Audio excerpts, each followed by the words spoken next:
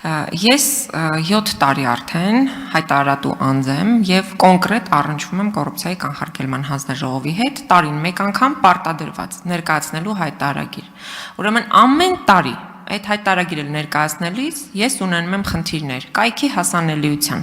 կայքում ինչ-որ բան լրացնելու եւ այդ կանաչ բծիչկան ստանալու, որովհետեւ անընդհատ տեխնիկական խնդիրներ կան։ Բայց հենց հասնում է այն պահը, որ ես պիտի զանգեմ կոռուպցիայի կանխարգելման հանձնաժողով, դա արդեն դառնում է հայոց պատմություն։ 4 հեռախոսահամար կա կայքում, 4-ին էլ միշտ զանգահարում ենք ու միշտ չեն պատասխանում։ Այստեղ գալուց առաջ եւս մեկ անգամ բոլոր հեռախոսահամարներին զանգել եմ, նոր եկել եմ։ Էլի ոչ մեկ չվերցրեց։ Հիմա ամբիոնից խնդրում եմ դուք որպես թեկնածու հստակ խոստանաք, երբ որ ընտրվեք կոռուպցիայի կանխարգելման հանձնաժողովում մարդ կլինի պատասխանատու հեռախոսների համար, որ մենք կարողանանք անհրաժեշտության դեպքում զանգահարել։ Ինչու է սա կարևոր, որովհետև կոռուպցիայի կանխարգելման հանձնաժողովի մասին օրենքում, որը կոլեգիալ մարմին է, հստակ գրված է համագործակցության մասին, այսինքն դուք պիտի համագործակցեք բոլորի հետ։ Եվ պետական գերատեսչությունների, եւ հասարակական սեկտորի, եւ բոլոր այն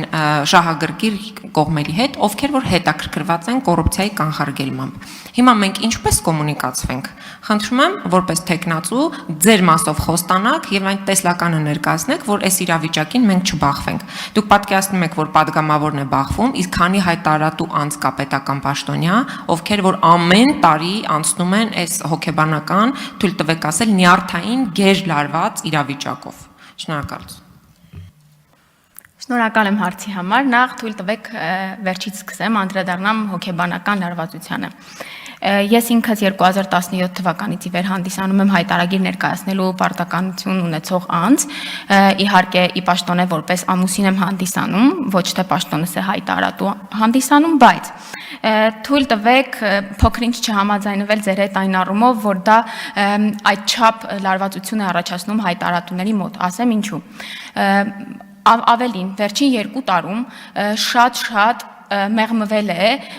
այն ծանրաբեռնվածությունը կամ այն աշխատանքը, որը որ դուք պիտի իրականացնեք ձեր հայտարարագիրը հանձնելու համար։ Մասնավորապես խոսքս վերաբերում է էլեկտրոնային շտեմարանների փոխգործելիությանը։ Ներկայիս հայտարարագրման համակարգում առկա են փոխգործելիության հնարավորություններ պետեկամուտների կոմիտեում առկա տվյալների, ճանապարհային ոստիկանությունում առկա տվյալների, ձեր նախորդ տարվա ներկայացված տվյալները ավտոմատ կերպով հանդիսանում են որպես ձեր տարեսկզբին առկա տվյալներ։ Հետևաբար ես կարծում եմ, որ այստեղ ձեր ջանքը պիտի գործադրվի լրացնելու բացառապես այն տվյալները, որոնք որ պիտի դուք ինքներդ ձեռք բերեք, մասնավորապես, եթե առկային այլ եկամուտներ, որոնք որ հարկային մարմնում չեն ներկայացվում, նվիրատվություններ, կանխիկ դրամական միջոցներ, որոնք որ հանձնաժողովը ստուգելու հասանելիություն չունի, եւ իհարկե բանկային հաշվի մնացորդներ։ Անդրադառնամ զանգերին պատասխանելուն։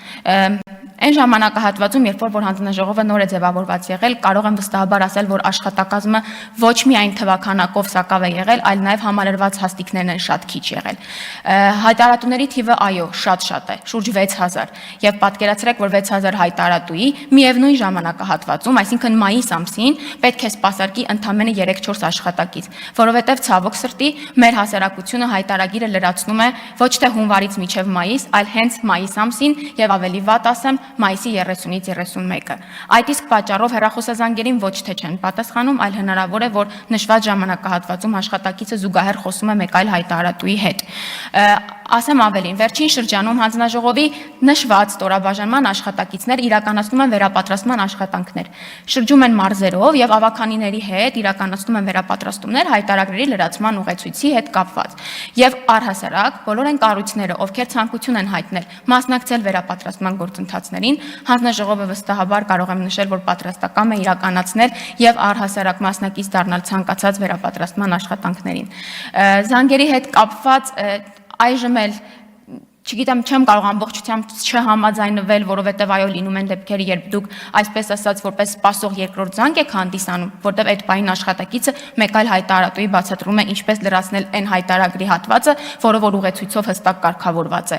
Բայց թերևս կարծում եմ, որ դա այն տեսակ խնդիր է, որը որ նաև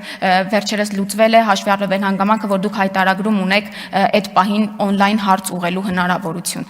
Հետևաբար խոստանում եմ այնքանով, որքանով որ հնարավոր կլինի ապահովել աշխատակիցների թվականակով։ Արձագանք։ Շնորհակալ եմ, եթե դուք իմ խոսքը ուշադիր ֆիքսեցիք, ես արդեն հիմիկվանից սկսել եմ լրացնել հայտարարագիր, սա նշանակում է, որ ես այն քաղաքացիներին չեմ դասվում, ովքեր որ մայիսի 30-ին են սկսում լրացնել, հետևաբար այդ զանգերի խցանման մեջ չէի կարող հայտնվել։ Ես ասում եմ, զանգահարեցի 4 համարներով, հիմա ես կընթերցեմ այդ համարները, որպեսզի տարընկալում չլինի եւ բոլոր համարներով չէին պատասխանում հեռախոսազանգին։ 12-ով սկսվող 77 77 19 77 77 21 77 77 19-21-ը կրկնվեց եւ 25 վերջում։ Հիմա այս բոլոր հեռախոսահամարներով ես զանգահարեցի, որովհետեւ գիտեի հարցը հնչեցնելու եմ, որպեսզի ավելի փաստարկված լինի։ Ոչ մեկ չպատասխանեց։ Հիմա դուք լինելով նաեւ ներկայացուցիչ, ես կուզենայի, որ առարկայական պատկերացում կազմեք իրավիճակի մասին, որովհետև դուք անշեցիք 6000 հարկատուների մասին, ովքեր որ անցնում են սրա միջով։ Իսկ այն, որ ասում եք, որ դուք համաձայն չեք, որ սա հոգեբանական եւ նյարդային process է, ես էլ ուզում եմ չհամաձայնեմ ձեզ հետ, որ այո, հոգեբանական եւ նյարդային process է տեխնիկական իմաստով, որ դու չես կարողանում այդ տվյալները ներբեռնել, այդ կանաչ բջիջկան ստանալ եւ առաջ գնալ։ Եվ նաև մի ավարտում եմ մի ճշգրտող հարց ձեր ամուսնու մասով, որ ասացիք հանդիսանում եք ամուսին հայտարարատու անց, կխնդրեմ ասեք ում մասին է խոսքը, որպեսզի մենք նաև իմանանք շահերի բախման հետագայում վտանգը, այսպես ասենք, չեզոքացնելու համար։ Շնորհակալ եմ։ Շնորհակալություն, ես արձագանքեմ հանձնաժողով հասնելուն պես, անկախ ելքից, ես կփորձեմ հետամուտ լինել ձեր բարձրացված հարցին, այնքանով, որ հասկանամ, թե ձեր հեռախոսազանգը որտեղ է կանգնել։ Ամուսնուս հետ կապված հարցին պատասխանեմ, որ ամուսինս շուրջ 20 տարի աշխատում է քննչական եւ դատախազության համակարգում եւ վերջին պաշտոնը այս պահին դատախազությունում վարչության պետի տեղակալի պաշտոնն է զբաղեցնում։